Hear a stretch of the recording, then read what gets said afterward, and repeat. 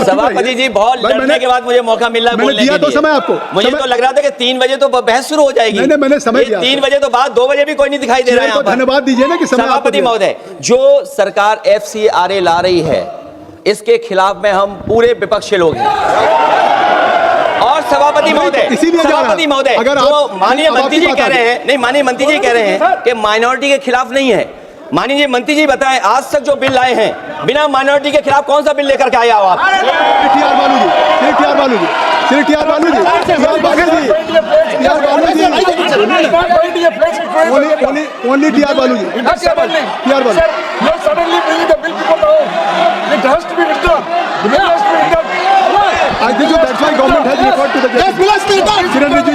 अब सुन लीजिए,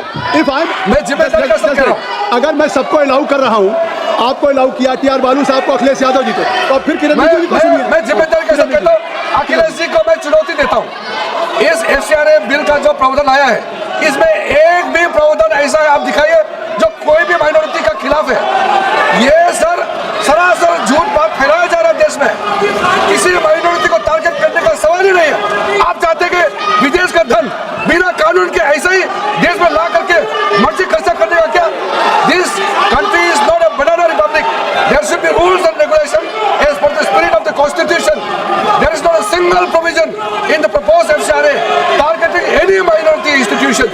There is a campaign to mislead certain communities.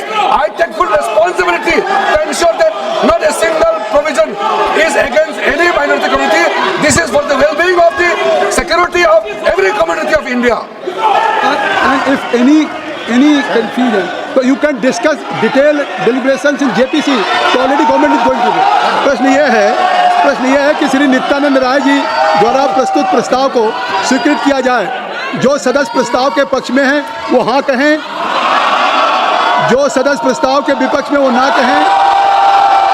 मेरे विचार में निर्णय हाँ वालों के पक्ष में हुआ है, हाँ वालों के पक्ष में हुआ है, प्रस्ताव स्वीकृत हुआ।